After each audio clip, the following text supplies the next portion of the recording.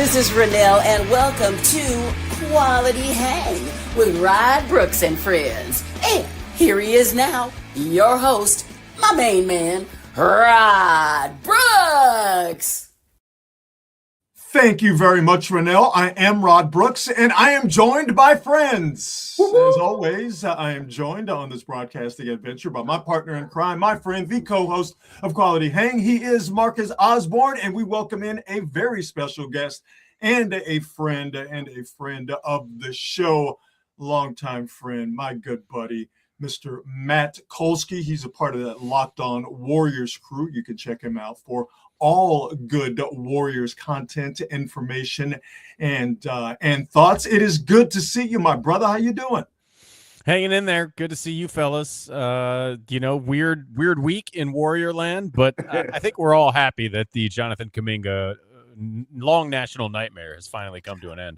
There's some people who are happy about that. There's some people who are unhappy, not because Kuminga's gone, but because of what they got in return for Jonathan Kuminga. It's a whole thing that we'll get into in just 1 second. But we start the show, as we always do, by thanking our presenting sponsors, the fine folks at Hop Monk Taverns. 3 locations to choose from: Sonoma, Sebastopol, and in Novato. And at all 3 locations, they always do the same great things: fantastic food from a wildly diverse menu, a craft beer selection that is out of this world. And what they do best at Hop Monk, for my money, is what they do as far as live music and live entertainment. At all 3 locations, it's a place where touring acts from around the country stop by to play. But it's, for my money, as I said, I love it because it's a great place for local artists to see and be seen. And it's so crazy diverse, just like the beer selection, just like the menu at Hop Monk.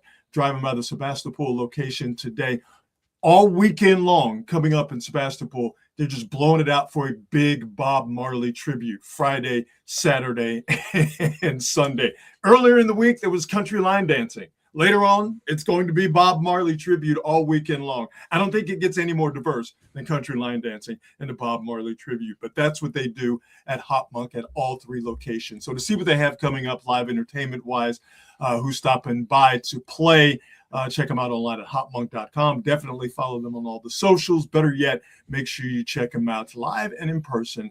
Enjoy the food, enjoy the beer at Hop Monk. There are 3 locations: Sonoma, Sebastopol, or in Novato. I promise you, you will be satisfied.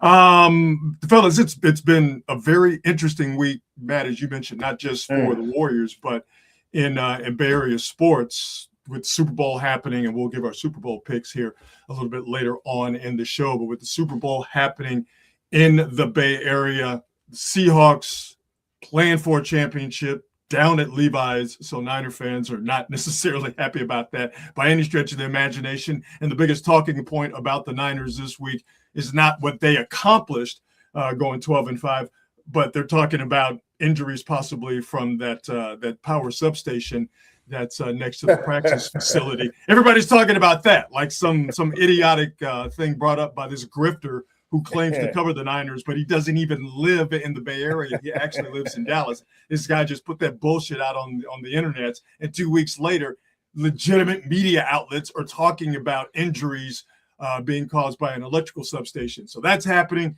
The Giants' baseball season is right around the corner, but they seem satisfied and just kind of waiting back, hopefully for the Dodgers dynasty to fall apart, and also for there to be some sort of new salary structure, maybe a salary cap, so the Niners can, or the Giants can finally start paying for guys in free agency. But what has come down, and what is the big thing for the Bay Area right now as far as sports is concerned, is, as Matt mentioned, and while we got Matt in the mix, the Warriors trade deadline, everybody was expecting, and Warrior fans definitely wanting Giannis Antetokounmpo. And I think all Warrior fans, guys, when they got that alert last night of the Warriors making a trade, they thought, here we go.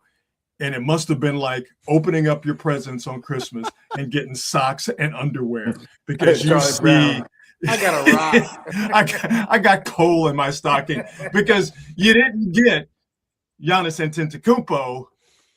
You got rid of Jonathan Kuminga, but you got Kristaps Porzingis and not Jonathan Kuminga. It was the dream of Giannis, but it's the reality of Kristaps Porzingis. So we'll let our guests go first, Mark. Matt, what do you think about the Warriors now and the Warriors going forward with Kristaps Porzingis?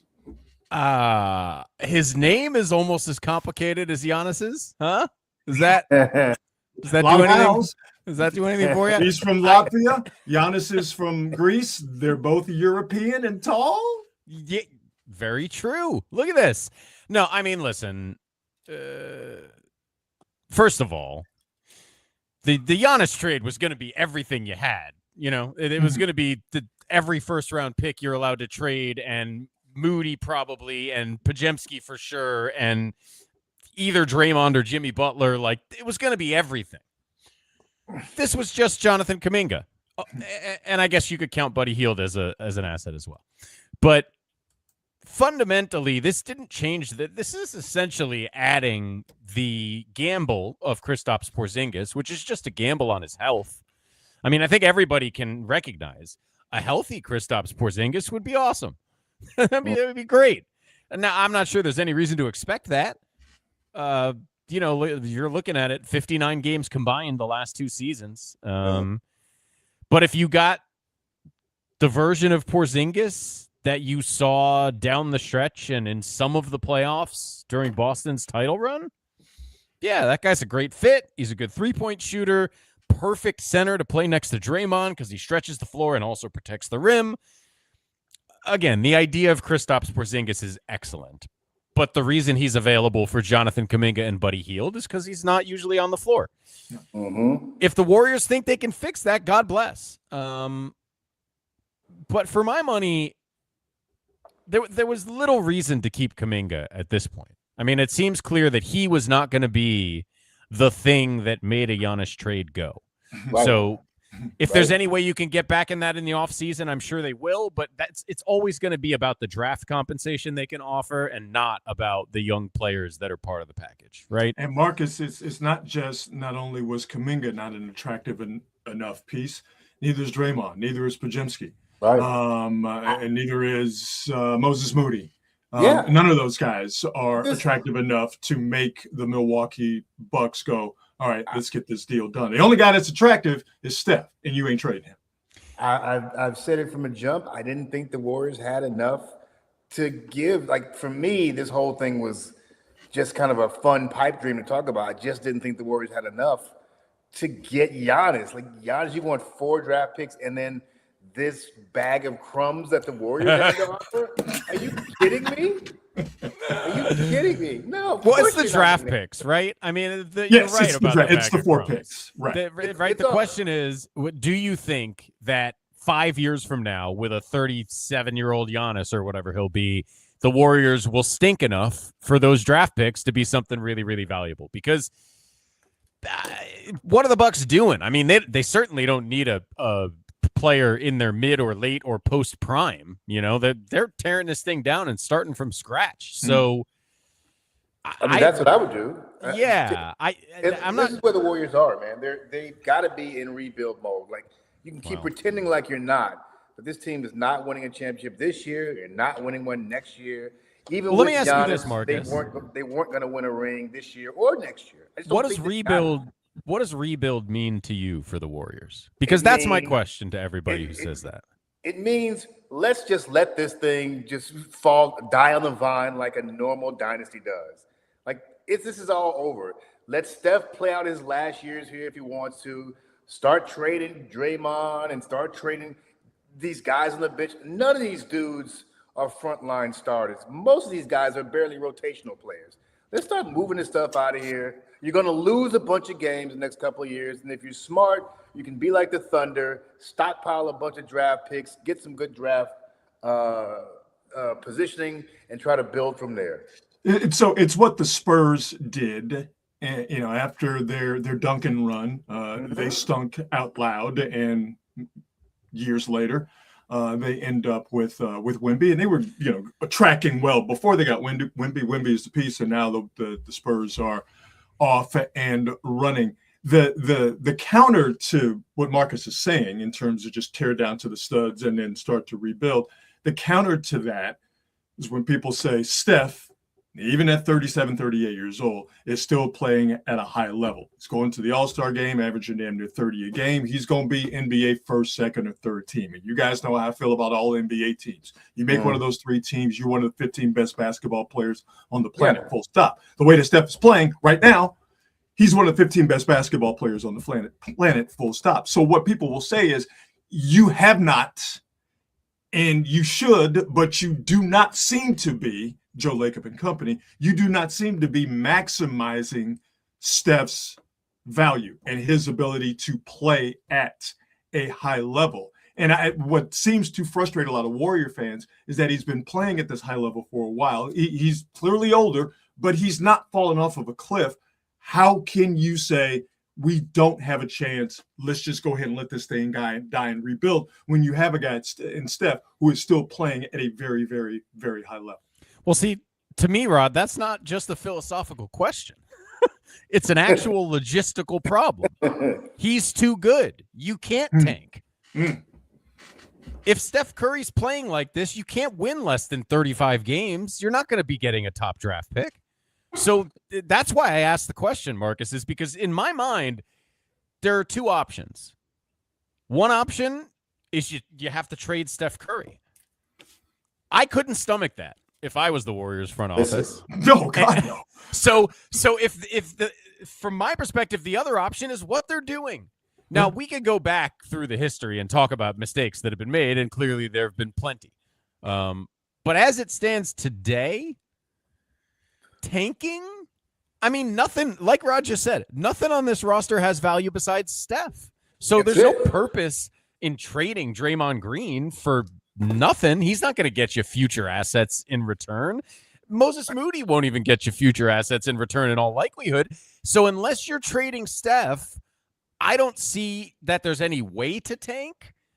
Well, and I don't see any value in moving those other dudes. I'm not saying lose on purpose. I'm saying play this thing out and let the chips fall where they may, because it's really all you can do at this point. Because the flip side of that is, okay, you keep Steph, but now you've got to deal with Jimmy Butler over here, and the salary cap hell is not going away. The Warriors are on the verge of becoming the thing that they hated most, which is the LA Lakers, where you're in a perpetual mode of trying to get everybody else's free agents and spinning your wheels and doing nothing.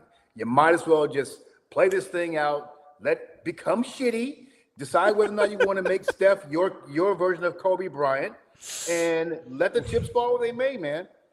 Because this team is not winning a title. Well, but the flip side of that is, whenever Steph's gone, no matter what you do for the last few years of Steph, whenever Steph is gone, it's going to be terrible for an extended period of time. Which to me is why you try to do everything you can, right, even if it does seem on its surface as a stopgap measure. Definitely nothing long-term viable in that regard to me, because you do have this asset in Steph that is still playing out at a high level. Then if you have to do the NBA version of chasing your tail, then you got to do the NBA version of chasing your tail. And so that's why, to kind of get back to the Porzingis move, is that if he's healthy, everything you said, Kolsky, at the top of the show, if he's healthy, he's a good basketball player who can absolutely help the Warriors. And to me, it's the move where if he plays enough games and the Warriors get into the playoffs via the play-in, and they take a first-round series to 6 or 7 games, or they win that series, I think expectations inside the organization and outside the organization, they have to be adjusted if they have not been adjusted already. You ain't winning the championship. So right now, what you're just trying to get is just a little bit more good feeling about this thing before Steph is unable, or worst case scenario, unwilling to play for the Warriors and wants to trade, which I don't think is going to happen. And just like we don't think the Warriors have the stomach to trade him. So to me, you're just kind of in this situation where you are looking at dudes like Kristaps Porzingis, or if you get lucky and you get a chance to get a guy like Jimmy Butler, and Matt, you mentioned him, that's a kind of a daunting figure on the horizon because of his age. When does he come back? He's not going to have surgery for another couple of days on that ACL, so you're still talking about at least a year. To me, it all comes back to Steph and what you have to do around him. And because they fucked off those draft picks, because of this whole 2 timelines thing, they didn't do right by him then. You damn sure got to do right by him now. And I'm not saying Kristaps Porzingis is a world beater, but to get you to a point where you're still playing meaningful basketball in late March and in April, and then mid-April past that into the playoffs, I think that's what you have to do for Steph. I think that's the goal. I think the goal now is don't make Steph wallow in misery for his last few seasons. It's a goal they have to try and achieve because of how they've screwed it up over the last few years. I mean, this is 100% all on the organization, thinking they're just a little bit too smart. And, I think COVID had something to do with it because James Wiseman just simply didn't play enough basketball in college, and maybe that wouldn't have made a difference. Maybe it would have. But I think COVID had the circumstances had a little something to do with it. I think hubris had something to do with it. I think Draymond has had something to do with it. We could just keep going on and on and on. And Steve Kerr has had a hand in it. We keep going on and on down the list. This is an organizational failure, and I don't think Steph is completely blameless in it either. Well, it's tough because I think you could say, right, like other superstars have been more willing to put their hand on the scale. But I think you could also say that hasn't always gone well either. So it's like Steph is the one I would hang in on the least. But That's why I mentioned him last. He's way down at the bottom of the list. And honestly, although Draymond has to take some responsibility for a couple of obvious specific actions, to me the big failure here. I mean, look, Wiseman was just a bad pick, but like you said, COVID made that really tough. But other than that, it's organizational alignment. Mm-hmm. I was talking about this on the internet today. We don't know really what might have happened with Kuminga if things had been different, right? We'll see what happens with him down the road. But what I do know is that purely as an asset for National Basketball Association roster management, they mismanaged that asset about as poorly as they possibly could. And the main culprit for me, I've had a lot to say about Steve Kerr, and I disagree with the decisions he made. But at the end of the day, the guys upstairs are the guys in charge. And they could have traded Kuminga. They could have told Steve Kerr, you're not going to be the coach if you don't play the guy. There are any number of things they could have done to make it make sense. And instead, they chose this path where the front office and certainly ownership liked the guy, so they wouldn't trade him unless they got an explosive package in return. But the coach didn't like the guy, so you couldn't get him on the floor to raise his trade value. And it seemed like every time he was on the verge of breaking through, he either got hurt or benched. So, like, it's been a brutal situation pretty much from the beginning. And I think, if we're looking where the blame ends up falling, it's got to be upstairs because you have to align things. And I can understand not wanting to move on from a talented player, and I can understand not wanting to overrule a Hall of Fame coach. But at a certain point, it's the management's job to make a decision, go with one, and make sure it happens. Hey, Marcus, the key word in 2 timelines is the word line. Line it up. Have everything going the same direction. That's a really good point. Like, management should have made a call on this thing 2 years ago. Once you realize that this young man was not a fit for this system, the coach obviously made it clear that he's not a fit, and the player made it clear that I ain't changing the way I play. I don't give a damn about your system. I'm an all-star, and I'm gonna play the way I want to play. That's when you got to go, okay, we'll get this guy out of here. But they didn't. I guess I'm the least upset or annoyed by all this stuff because I'm like, this is just karma. This is the shit that happens with these teams that are great, and what goes up must come down. And for me, it's just the natural cycle of things, and this is the way they all end. They all end that way. And so I'm not really upset by it. I feel like things could have been handled better, but this is the shit that it is. let's just look at the future at this point.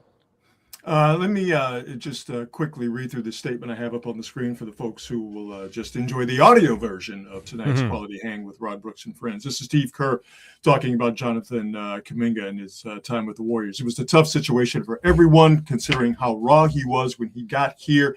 He needed the runway to make more mistakes. He needed the experience of being in the NBA and understanding what it was about.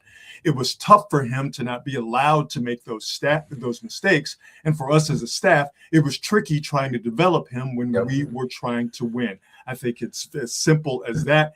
I liked him. He's a really good guy, very personable, just a tough fit. There are people who will read that and it will make their eyes bleed. There are other people who can sort of just take a step back and just understand contextually what's going on and go, that's a very reasonable way of putting it. Jonathan Kuminga, and this is not a good guy or a bad guy situation. Yeah. And it's not even, for me, it's not even necessarily a who's right and a who's wrong situation, even though there is a right and wrong dynamic here. To me, it's a square peg in a round hole. You had a young player who was raw, who, when he did kind of figure things out in the NBA, he had his own way of the way that he wanted to do things.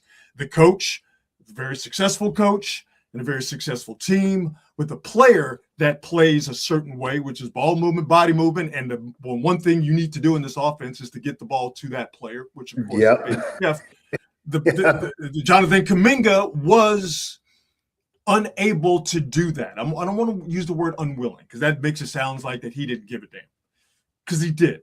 But he did not, that square peg did not fit in that round hole. And it shouldn't have taken the sort of headbutting from Kuminga and Steve Kerr to go public, and it shouldn't have taken the DMPs and all of that for the front office. If we just want to make it personal, for Joe Lacob to figure out this ain't tenable, this isn't working, we need to cut this off. And the one thing that bad organizations do, and the Warriors not a bad organization, but this is what a bad organization does, is that they will get a draft pick or they will have a player, and because people don't want to look bad in terms of the decision that they made, they keep trying to force the player on the team. Yep. And this is the Jonathan Kuminga situation in a nutshell. It wasn't working years ago, but because egos got in the way in the front office, again, just singular personification, ego got in the way with Joe Lacob. He didn't want to say, you know what, let's just cut it, because then that would have made him look bad. He kept forcing it, or at least ignoring what was going on, and it made the situation worse and worse and worse and worse until you got to the point we got to last night where he gets traded for Kristaps Porzingis. Yeah, I mean, I'm the one whose blood boils. Because, I mean, I love Steve Kerr. But he's full of it, man. I mean, that's a bunch of nonsense. What he said. You think so? Yes. I buy it. No.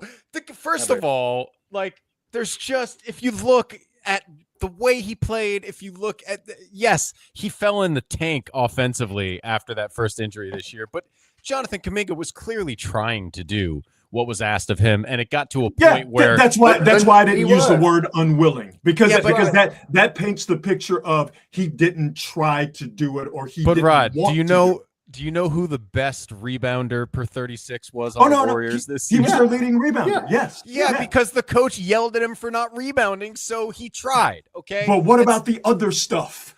Well, here's what I would say.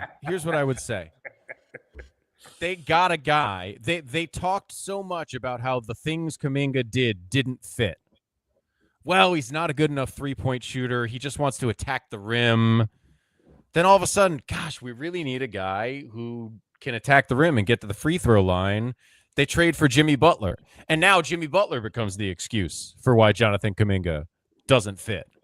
Oh, well, we can't have him out there. Not enough shooting. Yeah, but he plays Butler's position, and you didn't have him out there before you had Butler. Like, the reason he wasn't out there before Butler is because he wasn't rebounding and he wasn't defending and he was taking bad mid-range shots. But we got to be honest about the way Jonathan Kuminga plays. We have to be honest. Let's not act like. I'm not disputing any of that. What I'm saying is the one thing that Steve Kerr said there that was really true is he needed to be allowed to make mistakes. Yes. And Steve Kerr's position of, well, we just couldn't afford that because we were trying to win is a load of crap, because Anthony Lamb played those minutes. Buddy Hield played those minutes. Guys played those minutes and made mistakes all the time. Yeah, they just were older dudes making mistakes. Well, so but Pods gets a lot of leeway too, and he's not an older dude. Okay, so whatever. It doesn't matter if it's an age thing or not. The point is, for whatever reason. I'll tell you why. Okay. Because it's one thing when you make mistakes when you're playing in the system and playing the way I asked. It's another thing when you make mistakes because you're doing what the hell you want to do outside the system. That's a major difference. And Kuminga, you don't think Buddy Hield ever does things outside the system?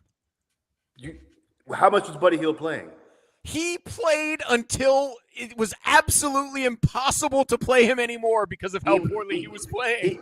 He knew he had a certain skill. He was desperate to get the shooting. He tried to let him shoot it. He tried to let him shoot his way out of it. But why is he desperate? This is the point. Why is he desperate for? No, Marcus. He is desperate to find a way for Buddy Hield to help. He's desperate to find a way for Guy Santos to help. He is desperate to find a way for Pat Spencer to help, but he's not even interested in finding a way for Kuminga to help. Something is weird there. I think that's a mischaracterization. He has given Jonathan Kuminga plenty of rope. He's given Jonathan plenty of leeway. Come on, man. Plenty of leeway. But when you watch him defensively get lost in a team defensive situation. God. You will watch him in a team offensive situation. At times, look at Steph and just continue to dribble the ball. I don't care who you are. If you look at Steph Curry and go, "No, I got this. I got to put you on the bench." Pods does it every night. And he need to be on the bench too. Well, I'm not disputing that. But this is the Jonathan Kuminga conversation. When Jonathan Kuminga looked at that rebound fall in that series against the Sacramento Kings, when he watched that rebound fall between him and two other Sacramento Kings, that was it. That was it. I agree. I actually don't even think it was that. Of allowing him the time to grow, because that was the playoff series that the Warriors, of course, eventually won thanks to Steph. But that was a playoff series where he was given rope, he was given minutes, but it's imperative that they win that game. And all you have to do is go out there and rebound, and you don't do that, then you can't. I give you this opportunity. And then in the biggest moment, you decide you want to watch a rebound fall between you and two other guys of the opposite team. Well, that's the part where Steve Kerr's right. And that's why, to me, the Kuminga conversation is a different conversation. If he was the guy Steve Kerr wanted him to be and had that athleticism, you'd have gotten multiple first-round picks for the guy. So he'd be playing every night. Right. Well, I'm not sure he would be, but that's a separate conversation. Because again, to me, there's a Jonathan Kuminga conversation about who is that guy going to be as a player, and it's very much open-ended. And there's a separate conversation about what Steve Kerr has tried to sell as the reasons for why it got so bad. And I'm just saying, none of what he says really holds up to scrutiny. Not because Kuminga's great, not because Kuminga is a guaranteed all-star or he was a great rebounder all along. No, I'm not saying any of that. What I'm saying is all the reasons that keep getting given about why Jonathan Kuminga sort of got, I mean, he was not handled well by the coaching staff, and every reason that's given is a reason you could apply to guys that they gladly played well beyond their usefulness. Yeah, so, as I said, those guys were making mistakes within the system. I don't think that's true, though. I don't think Buddy Hield's mistakes. I don't think any of Buddy Hield's mistakes are within the system. Buddy Hield, this is gonna be really shitty. Buddy Hield just missed a shit ton of shots. That's within the system. And he missed defensive rotations, and he dribbled the ball off his foot. A basketball. Well, I mean, if we want to talk about turnovers, then that's everybody, including Steph. And Draymond's the worst defender, right? But I think absolutely. And I think that's part of the problem too, is like, how do you expect any of these young guys to develop a care for the basketball when Steph and Draymond are throwing it all over the place? Like, I don't disagree with that at all. But so 100% again, I like most of the criticisms of Kuminga as a player are accurate.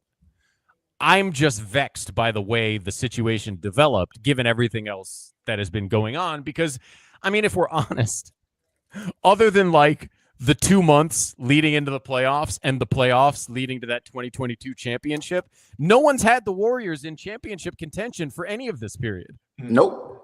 So the idea that like, well, we couldn't possibly afford to let Kuminga make a mistake. We had to have Anthony Lamb out there so we could compete for a title. That's nonsense. I'm sorry. Well, but let's be clear. The Warriors themselves thought they were competing for championships.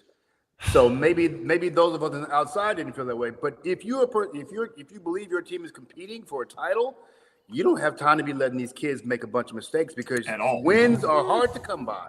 I don't know. I think sometimes you need to see the forest through the trees, right? Like, especially if you were going to have the 2 timeline plan, you had to give the second timeline some rope. Now, look, it may not have worked out anyway, but just from a philosophical standpoint, like, I again, it's organizational alignment for me. Well, didn't they think that Steph and Dre and Clay were done?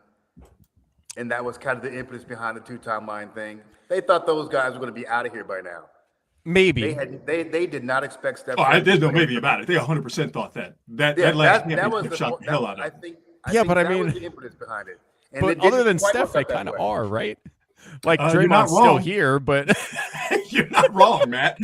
so I you know, whether or not those guys are physically present, I don't know. Like, if those young players, if they had drafted somebody, if they'd had the first pick in that draft, you know, and it was Ant Edwards here instead of Wiseman, I think 2 timelines would have worked just fine. So yes. I saw someone say, I think it was Sam Esfandiari, I want to give credit, but I saw someone say today, like, your plan is only as good as your execution. Yes. And I think given the circumstances they were presented with, the 2 timeline plan made sense at a certain level. The execution was not very good. You know, the thing is that it's an organizational failure to have gotten to this point. And that's what I said before. Everyone's to blame. I think there's different percentages of blame you can assign to different people. But I think when you get to this point, everybody rolled off all of those names. You know, again, there was arrogance involved in this. There was hubris. A lot of it. There was luck, somewhat good luck, a lot of bad luck. You know, I think that the disease of me, you know, as it is commonly called, you know, that had something to do with it. Father Time, of course, is undefeated. You know, there was some bad behavior, particularly by Draymond, if not completely by Draymond, with the pool punch. You don't get to this point without everyone having something to do. Fair enough. With, you know, and again, that's. I mentioned Steph last because he's at the bottom of that list. But Steph and Dre are tighter than a frog's ass. That's watertight. And as they should be. Steph and Steve, tight like nuts and bolts, as they should be.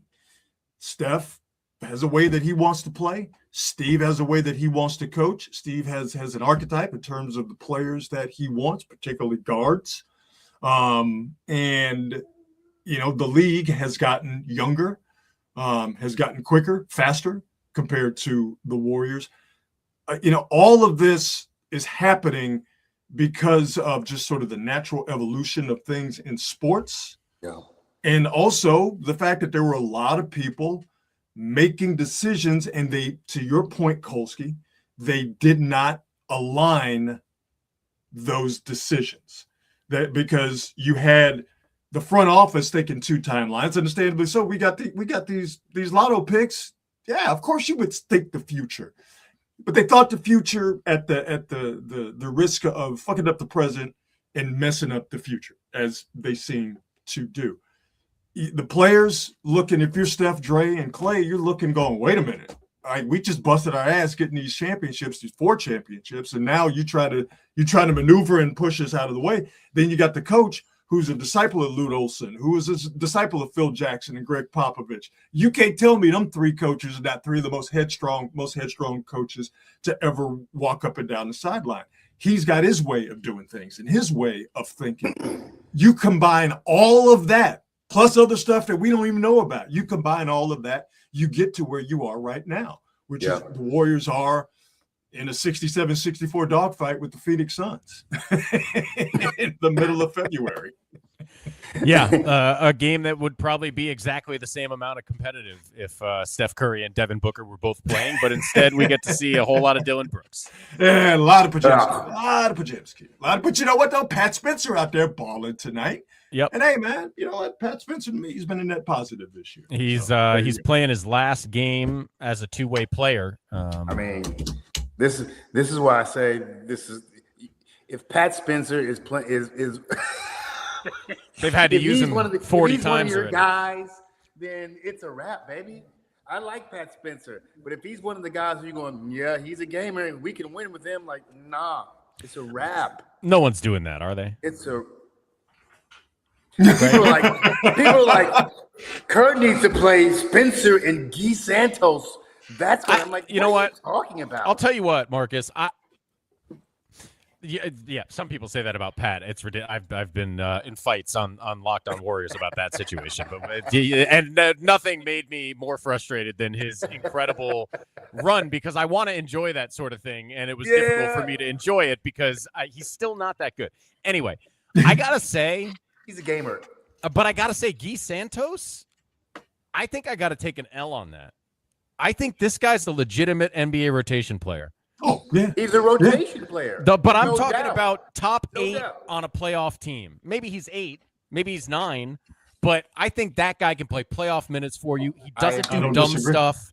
He I rebounds agree. like hell. He does all the stuff that keeps you on the court. See, And he's got a that's little more offense than you think. yeah. He's a solid player. So I agree. He's everything Steve Kerr wanted Jonathan That's right. Kuminga to be. That's I right. agree. The thing with Steve, really with any coach, but the thing with Steve Kerr is that if you do stuff that makes it hard for him to take you off the floor, he ain't taking you off the floor. It's a And fact. that's always in a coach's head. Okay. If you rebound, you defend, if you play within the system, if you don't turn the ball, if all the stuff that Guy Santos, like I think he's got 16 points tonight. I just saw the graphic pop up there. If you do all this, the little stuff that adds up to big stuff, a coach has to be incompetent to take you off the floor. And with Santos, the energy he brings as soon as he steps on the court, and then the actual basketball acumen. And I ain't calling him an all-star, but we just detailed, how good he has become over the course of this season. That if Kuminga were able to do that, the conversation we've been having would not have been a conversation. No, that's true. But also, I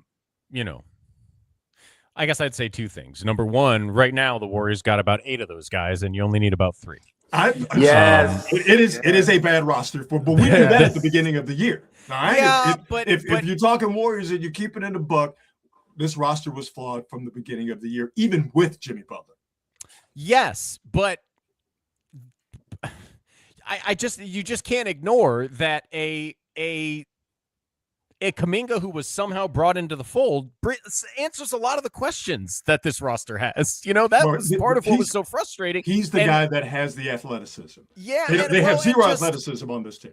Right, and I would argue that most coaches in the NBA, especially the great ones, have found ways to make guys with more talent and less basketball IQ help them.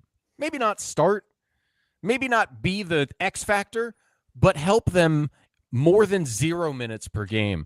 And you use the square peg round hole thing, and I get it, and I'm not even denying it, but I do think the job of a coach is to take a knife and whittle the peg. That's the job. I get that. But these are people who have to be willing to do what you're asking them to do. I think he was willing, and I think he struggled, at times with some of what he was being asked, because he was being asked to do things that didn't come naturally. I 100% think he was willing. He struggled to fight his own basketball demons. He wanted to be Kobe. He had the angel and the demon on his shoulder, right? The angel was saying, "Listen to Steve Kerr," and the devil was saying, "You the African Kobe, baby, go out there and get it. Give me the ball, and everybody else go to hell." So he had the basketball angel and devil on each shoulder, and I don't think he was getting very good advice from his peoples. I don't think he was getting very good representation. Mistakes were made everywhere. Mistakes were made everywhere. I think the league felt like that they could go at him at times, and hunt him a little bit. And he was easy to defend. Can we be honest about that? He was easy to defend. Yeah. And if you're going to be Mr. ISO scorer, then you got to make yourself harder to defend than Jonathan Kuminga. That being said, he'll go somewhere. He'll put up 18, 19 points a game, and it'll be, for the Hawks, who pretty much will go nowhere. Yeah, I mean, we'll see. This is the best situation for him, is to not be here. Of course. Amen. I would like to see him go to a place that's willing to say, yes, those are things that need to improve, but we're going to give you 30 minutes a night to work on. And Atlanta's the perfect place to do it because it's the Atlanta Hawks. Maybe they ain't winning nothing.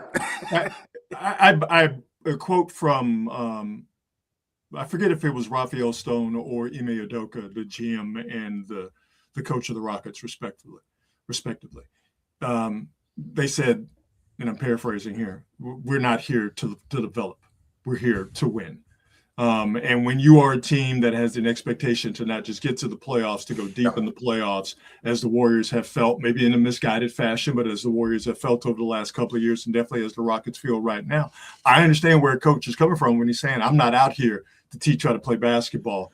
Even if you did, even if you come, not from traditional college, and even if you come from the Congo, I'm not here to do that. My job is to win and to put guys out there to help win. And if you're not part of that deal, then you're not going to get any playing time. I'm never going to have a problem with an NBA coach on a good team saying anything of that nature. I get it. But he's lying because he's developing guys right now. He's got Reed Shepherd out there developing. Amen Thompson's out there developing. Şengün is developing. I'm not saying Kuminga is those guys. Wait. Yeah, okay, thank you. I'm not saying Kuminga's those guys. Every single one of those dudes I just mentioned is better than Jonathan Kuminga. But he is developing guys as they win. And you know what? They're struggling to win because of some of that development, and he's still doing it. Reed Shepherd's still out there. Amen Thompson is still getting the opportunity to go one-on-one on offense, even though he doesn't have that much offense. As a Rockets fan, that's how you do it. We could get into a discussion about whether that should be happening because the Rockets offensively are garbage. Yes, but I would argue that that's going to serve them in the long run, and that's the argument. From your lips to God's ears, Matt Kolsky. That's the argument I tried to make 2 years ago about Kuminga. It was too late this year. The time to let him make the mistakes was 2 years ago, and they didn't do it. And that's what the Rockets are doing. That's what they have done last year with Amen Thompson. The year before with Alperen Şengün. How many years do you continue to let people make the same mistakes? Well, I this is where I think we just disagree. I don't. The idea that like he was given more than ample opportunity, I just simply disagree with. I don't think it's true. Listen. What should the Warriors do now? What's next? Yeah. That's really the question that everybody. Pray that Kristaps Porzingis can get out of bed in the morning without hurting himself on the daily basis. I mean, they said focus on winning, trying to. Yes. Oh, this year? Yeah. See if you can get to the playoffs. See if you can get into the play-in. And you can't. You're going to tell playoffs? Steph to sit? How? What else are you going to do? This whole idea of step down. No, man. Well, you're not going to have. I guess I just don't have much faith and belief in this team. I don't think that they can do much to improve it, to make it better. I think that the salary cap hell they're in, the type of players that they need in order to have a legitimate shot at winning, the type of players they need, they can't get because they can't afford them or they're not available. What are we talking this year or next year? Because this year go all in to see if you can make the playoffs. Yeah, and get the playoffs and then see what happens. Look, man. Going all in mean they need at least two other guys who can be dominant players. They basically need 2 other $40 million players. Not to make the playoffs. Yeah, but what's the point of making the playoffs if you know for a fact you're not going? This team is not winning anytime. But again, Well, the point is, Steph Curry's not miserable. This is where our outlooks differ.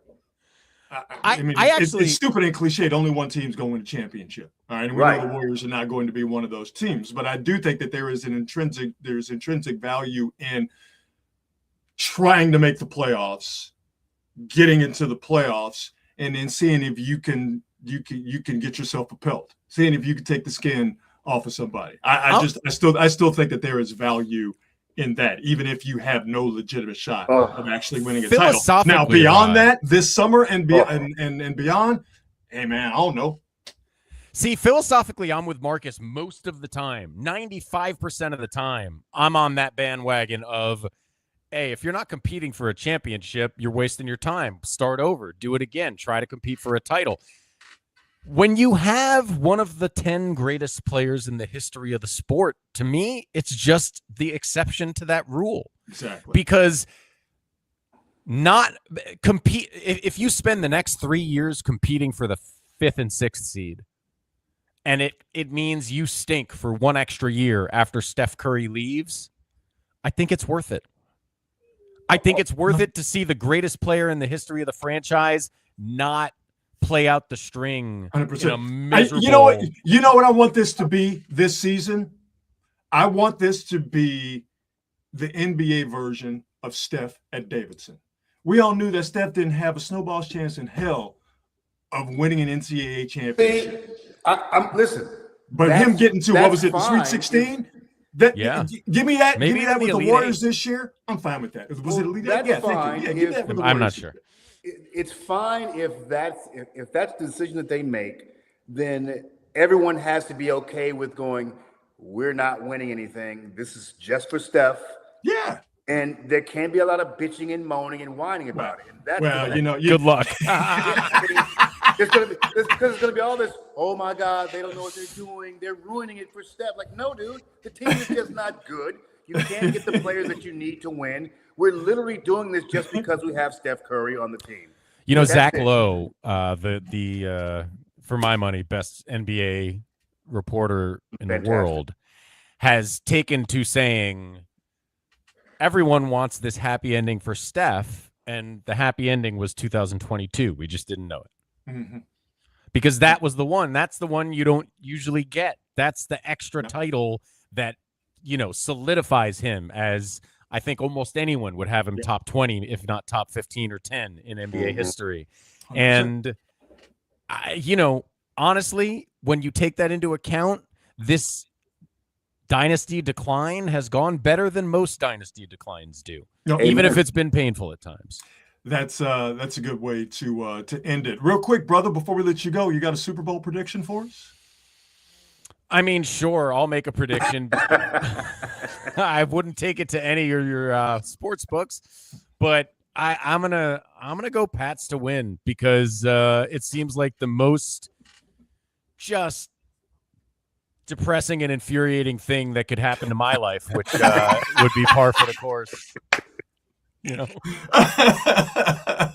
I mean, look, I'm happy with Caleb Williams, but you're telling me even when the Bears finally have a quarterback, a guy taken behind him is in the Super Bowl first?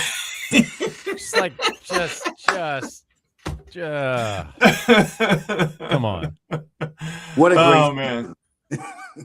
You know what though? I have no regrets about this. What a great season. It was unreal, man. It was undeniably my favorite Bears season of my lifetime. And 85 Bears, I was 4. It doesn't count. So, we had the 2006 Super Bowl. This was so much better than that, man. Entertainment value wise, you guys were off the chart this year. And every week I was going, they can't keep winning this way.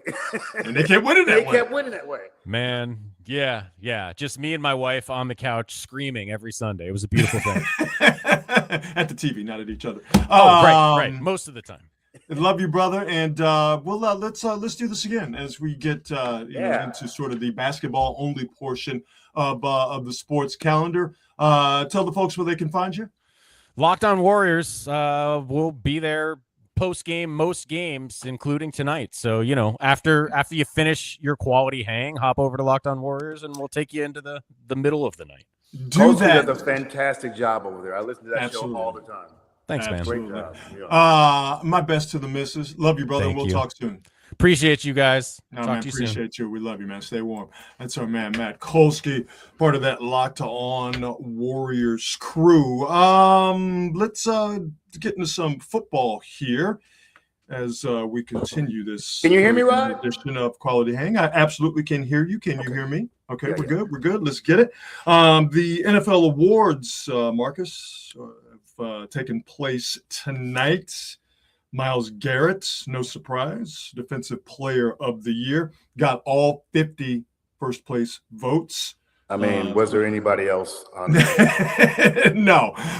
So he wins that award unsurprisingly and unanimously. The last person to win it was J.J. Watt, got all 50 first place votes back in 2014. Offensive Rookie of the Year, Tetairoa McMillan of the Carolina Panthers. Christian McCaffrey, Comeback Player of the Year. So good for Christian McCaffrey. Coach of the Year, Mike Vrabel. Get out of here. Patriots head coach, Liam Cohen. Jacksonville was second. Mike McDonald, Seattle, third. Ben Johnson, Chicago Bears head coach, fourth. Kyle Shanahan, fifth. In Coach of the Year voting. F out of here. He got one. Kyle Shanahan did one first place vote. And that's you know what that is? That is just how we view who is the coach of the year. We view it as who's the person that was the coach of the team that we didn't expect a damn thing from. Yep. And they exceeded our non-existent expectations. Yep. All right. Yep. Mike Vrabel fits that. Liam Cohen. I'm not saying that these guys are not good coaches because clearly they're good coaches. But Mike Vrabel fits that. Jaguars with Cohen fits that. Johnson and the Bears definitely fit that. The Niners had 6 wins last year. So that's what I'm saying. There wasn't an expectation of the Niners to do anything beyond that. But I just think that all of those coaches were looked at as they were able to do the most with the least. And so Kyle Shanahan was hurt. And in that regard, Offensive Player of the Year, I think no surprise here, Jackson Smith-Njigba. Nice. Must enunciate when you say his last name. I guess maybe I don't have to. Well, now that he's an Offensive Player of the Year, we got to give him that respect, right? Absolutely. He had 14 first place votes. Coming in second, Offensive Player of the Year, Christian McCaffrey with 12 first place votes, and Matthew Stafford, MVP of this recently completed NFL regular season. My guess is, and I'll see if I can look it up here real quick.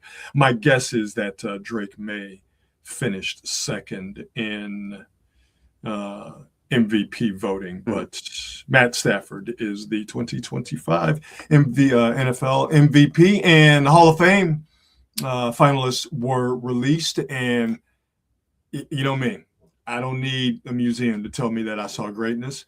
I don't care about halls of fame and all sports, but this 26 class coming up, it's a really good one. Drew Brees, Larry Fitzgerald, Luke Kuechly, Adam Vinatieri, and long overdue Roger Craig. It's about time. The 384th member of the Professional Football Hall of Fame. Again, I don't care personally that Roger Craig made the Hall of Fame, but I'm happy for Roger Craig. He absolutely deserved it. Yep. Not just one of the greatest football players of all time, but one of the greatest athletes this country has ever produced. Roger Craig is an incredible track athlete. And to see that go from Nebraska to the NFL, and for him to have the career he had and for it to be topped off with the Hall of Fame, I am genuinely, and in my bias, yes, knowing Roger just a tiny bit, but I'm genuinely happy for Roger Craig because it meant a lot to him, and it was an award that was long overdue. So that's awesome. This is a guy who revolutionized the running back position. Absolutely. You were not throwing running backs the ball before Roger Craig. You just were not. Like he wasn't just like an outlet guy or hot read. There were plays designed to get Roger Craig the ball in passing situations. So the guy deserved it. It's been way too long. I still don't understand. And I think that he's the perfect example of someone who would probably be forgotten if he didn't get this. Because now people are starting to talk about him again. That's a good point. They started to talk about, oh, wait a minute, who was this guy, et cetera, et cetera. And I see Roger Craig highlights all over the place now. They're talking about him again. And for a guy whose career was so impactful and so important to the league and the way teams run offenses, it's good that he's finally getting the recognition he deserves. You don't have Marshall Faulk. You don't have Roger Craig. Now, Marshall Faulk's still going to come in the league, and he's still, because Marshall Faulk was a great running back, a great athlete, but the way he was used, you don't have that if not for Roger Craig. You don't. There's the line from Roger Craig to Christian McCaffrey. Roger Craig going into the Hall of Fame. Christian McCaffrey, comeback player of the year, second in offensive player of the year voting this year. That line between those two is dead straight. And that's one of the great things about sports. It's one of the great things about football. And you make such a very good point. And I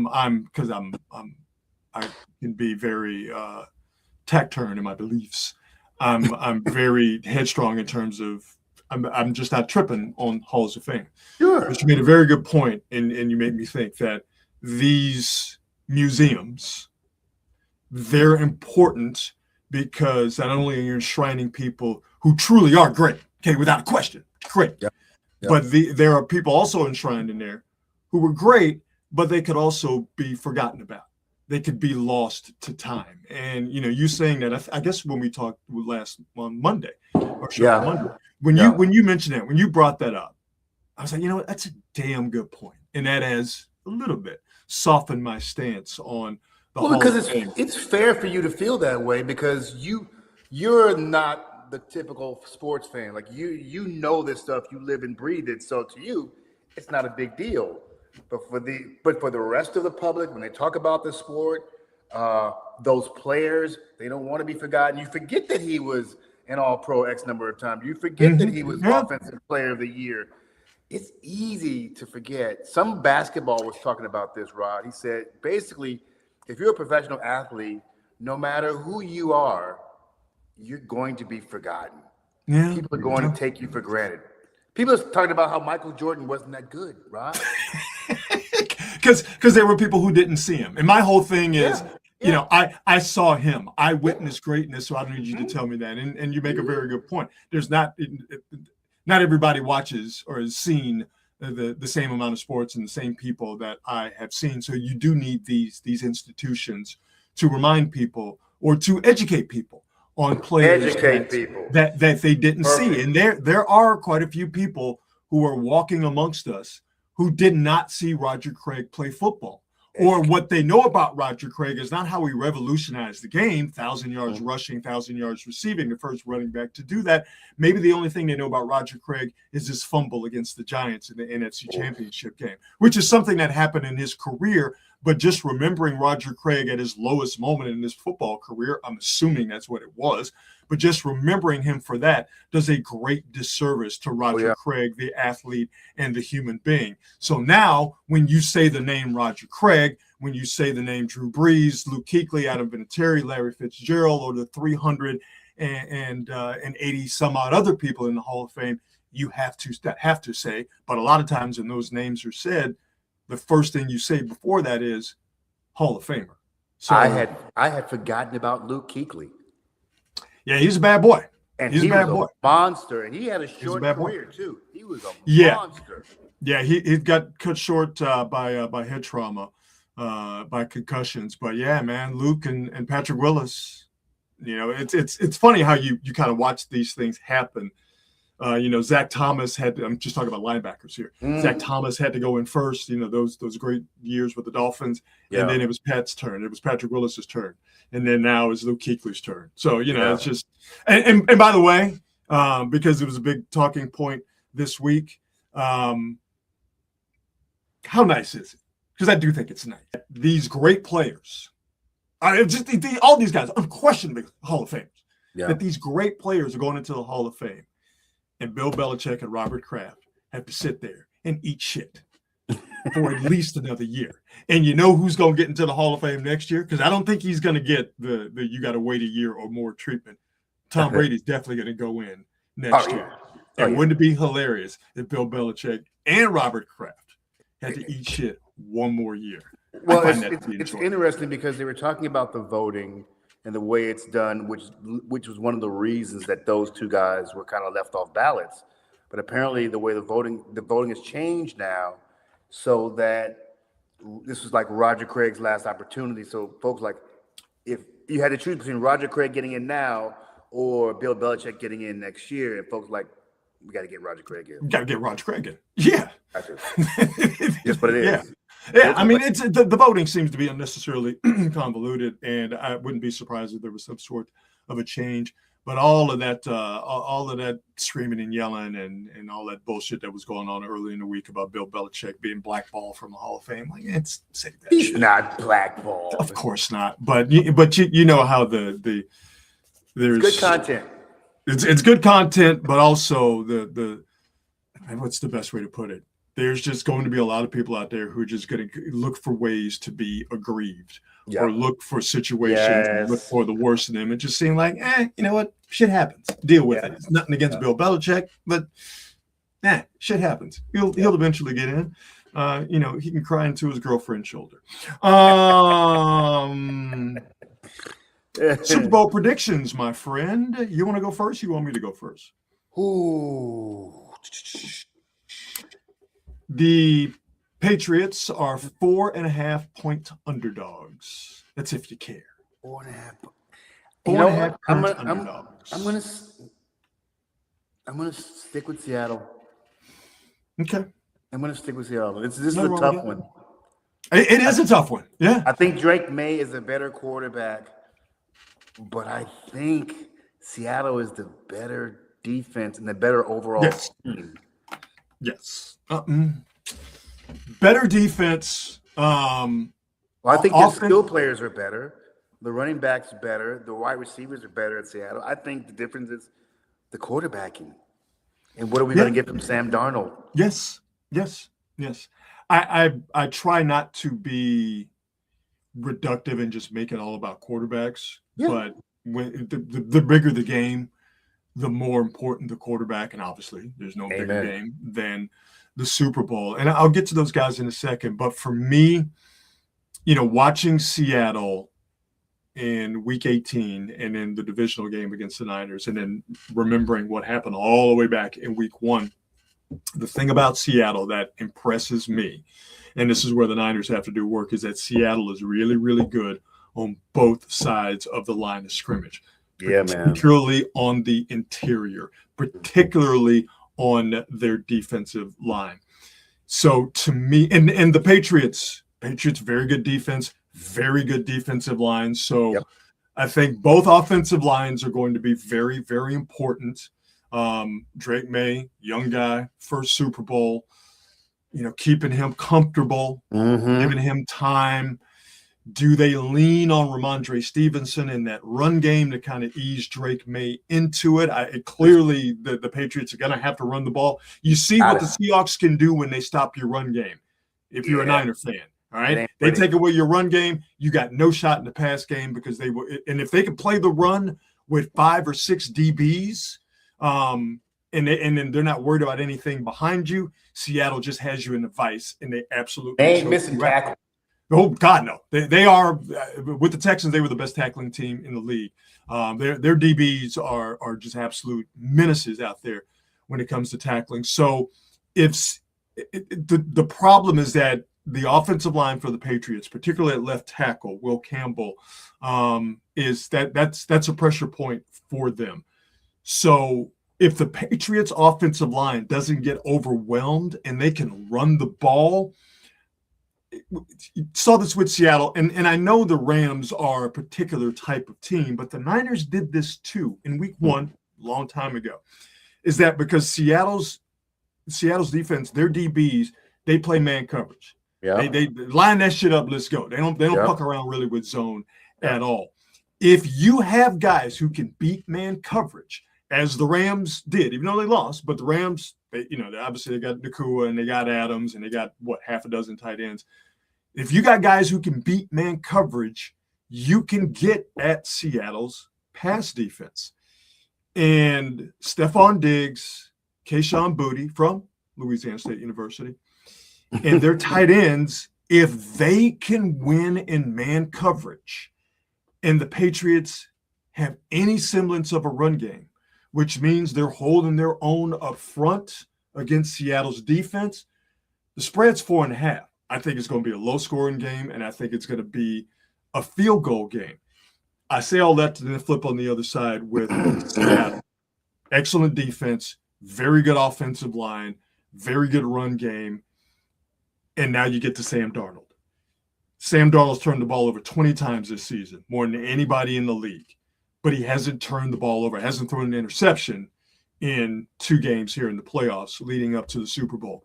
If Sam Darnold goes through this game, Marcus, without a turnover, Seattle wins. And they probably win by 6 points, maybe more. But if Sam Darnold turns into the Sam Darnold, I think a lot of people, myself included, expect for him to turn into in key games in the season, especially in the playoffs. If he turns into it and he has an interception or a fumble or more than that, it's a game the Patriots can win. I just think because of what Seattle has overall, what they have defensively in that matchup, their defensive line against the Patriots' offensive line, if Seattle controls that, Seattle's going to win this game. I do think, though, and I ain't a gambler, but if I were at Patriots 4.5, I like that. I like it a lot.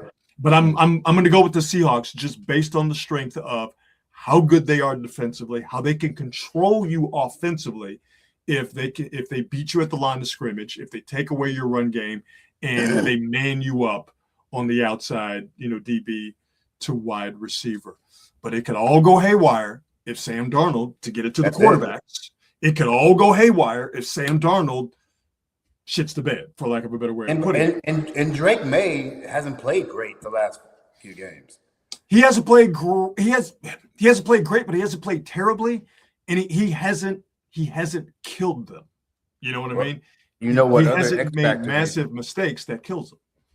The other X factor will probably be the coaching and Mike Vrabel, who's been there several times. And he's a very good coach. Very good. Situationally, not might be, and why am I qualifying it? He's the best coach in the league. He is, and has been, even when he's at Tennessee, always seems to be 2 steps ahead of the opposing coach. That's that Belichick coming out. Oh yeah. He's the one guy from the Belichick tree that's not a complete and total shithead. Because the rest of them from the Belichick tree have all been absolutely awful. Boo. I take no great pleasure in saying this, but I'm going to go with the Seahawks. Just the better defense, the line that could control the line of scrimmage, and so I'm going to go with Seattle. So there you go. Do with that information, people, what you will. There you go. How about we do some on this date? Let's do it. On this date, we're feeling good. On this date, a lot of Super Bowls on this date. We'll get to that in just 1 second. But on this date, February the 5th, all the way back in 1982. I don't have it, so if you guys are just wait 1 second while I get this graphic up, I promise you the payoff is going to be great because it ties into my choice of shirts. Do I not have it? Well, you know what? I don't have it. All the way back in 1982, Bad Brains dropped their eponymous debut album, and for black dudes from Washington, D.C., revolutionized punk music. Bad Brains dropped their debut album on this date in 1982, by the way. And it wasn't an album, like it wasn't a record. The first Bad Brains album was a cassette. Didn't they find their music? Somebody discovered their music somewhere? Didn't somebody find their music somewhere? No. They were big in the DC punk club scene, but they got banned from the clubs in DC because Bad Brain Yeah. shows would just go off, and that's how. So they moved to New York and got going at CBGBs and the punk clubs there, and that's how the song "Banned in DC" came about because Bad Brains were literally banned in DC. So there's a great documentary. Have you seen that documentary about them? I have not. Oh yeah. I have to find that and I'll shoot it over to you.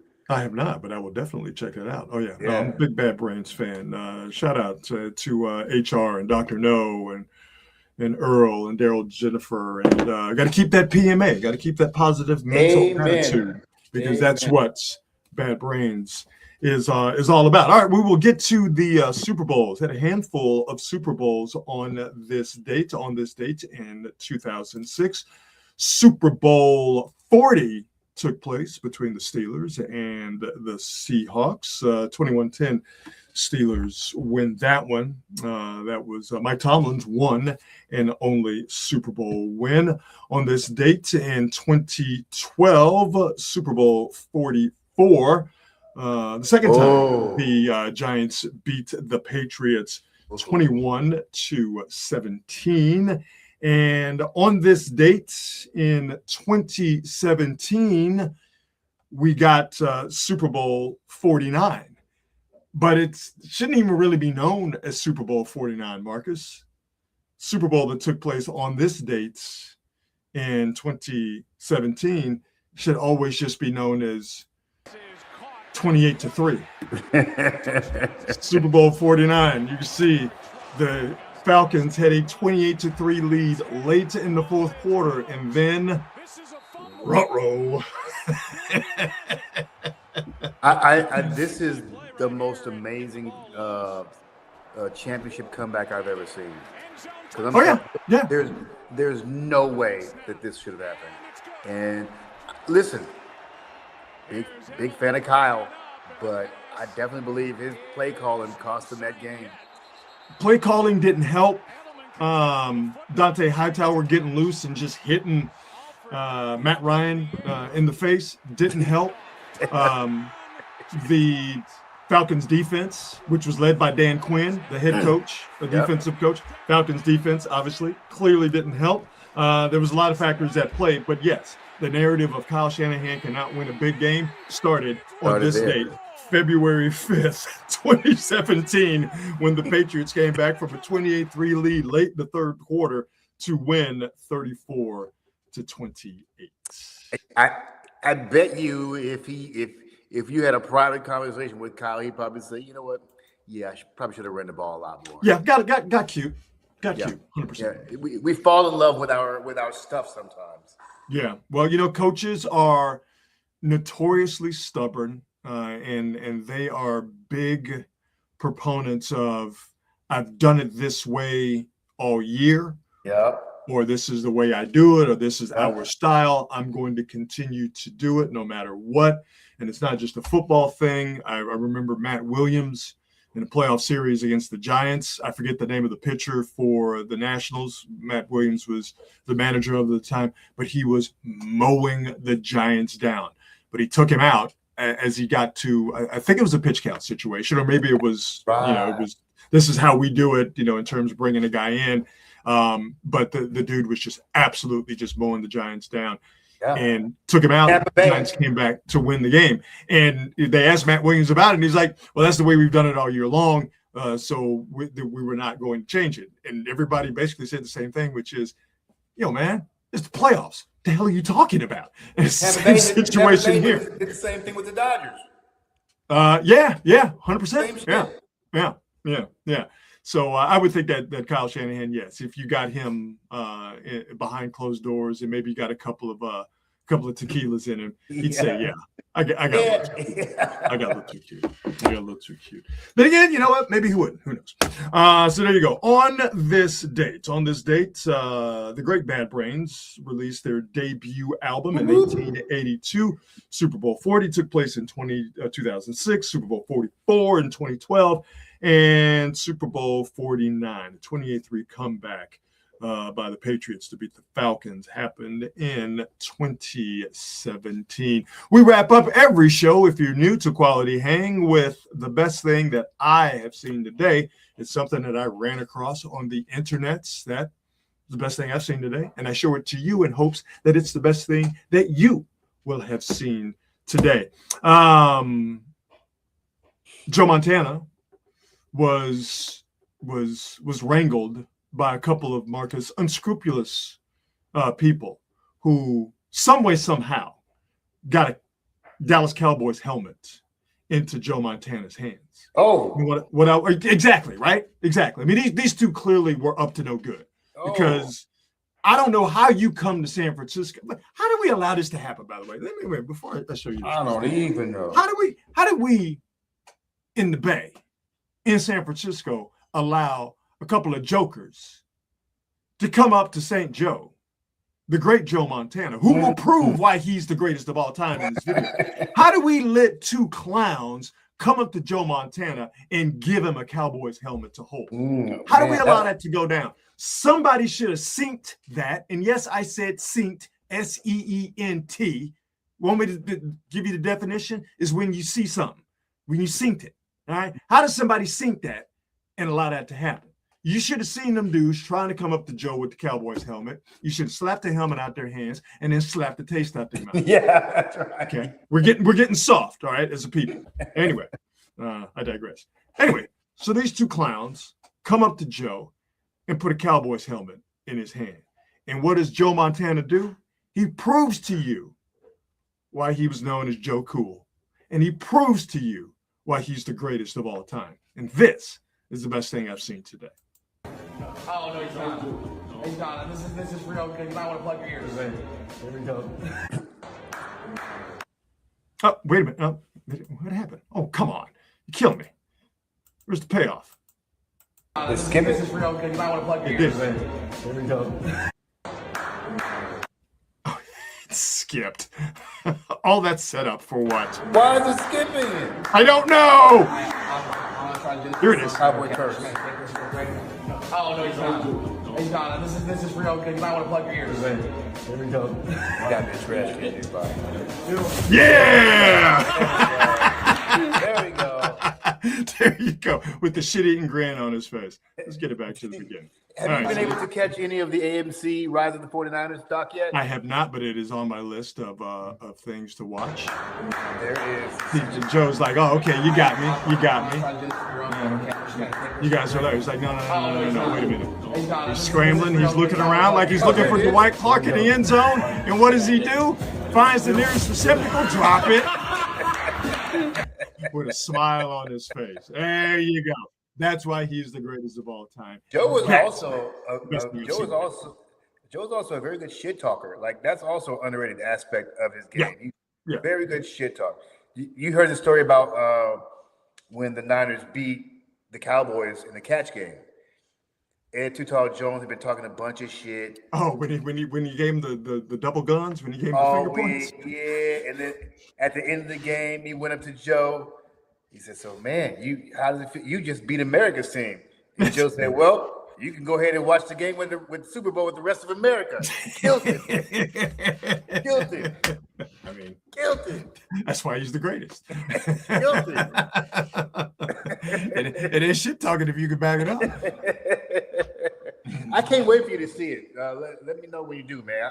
Absolutely. So much stuff to talk about.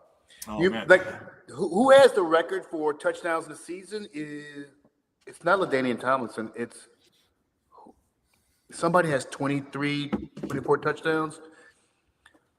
Because they broke the record set by Jerry Rice. But I guess my point is Jerry Rice set the touchdown record at like 23. Mm-hmm. LaDainian Tomlinson, 31. In 12 games. Yeah. 23 touchdowns in 12 games. Yeah, when everybody knew he was going to get the ball. And that's back when you could just beat up dudes coming off the line of scrimmage. And it was definitely back in the day when you could, if you got a beat on somebody, you could bore a hole through them by hitting them. Mash them. And they were on strike. That was a strike year. That's right. That's right. And so he only played 12 games, 23 touchdowns in 12 games. Imagine if he played 17 games in today's football where you can't touch anybody, and you definitely there is going across the middle. You are a protected species. Imagine what he would do today. And Jerry Rice is finally going to get a statue. So glad that wrong is going to be righted. Yeah. And now Montana doesn't have one, does he? Well, no, Montana's got one, and Montana's got one on the stadium grounds because we used to do the pregame show right by the Montana statue. For some strange reason, Steve Young's statue is on the other side of the street next to a parking garage. Go figure. So the Niners got a lot of things to figure out. None of them have to do with an electrical substation, but get the statue thing figured out. Not only gets Jerry's statue online, but let's get Steve's statue across the street and actually near the stadium and get it away from the parking garage. So there you go. All right, everybody, there it is. Another edition of Quality Hang for your eyeballs and ears. As always, before we get out of here, we thank our presenting sponsor, the fine folks at Hop Monk Taverns. 3 locations to choose from: Sonoma, Sebastopol, and in Novato. And we also thank our friend and our special guest, Mr. Matt Kolsky. He of the Locked On Warriors crew. He is great on that show, so check him out. Absolutely great. And we will have Matt on as we get deeper into the basketball only portion of the sports calendar. All right, my brother, let's talk on Monday and have our Super Bowl special recap show. What do you say? Let's do it. All right, everybody, thank you very much for joining us. We will see you on Monday. Have yourselves a fantastic weekend. And as always, be good and be good at it. We'll see you.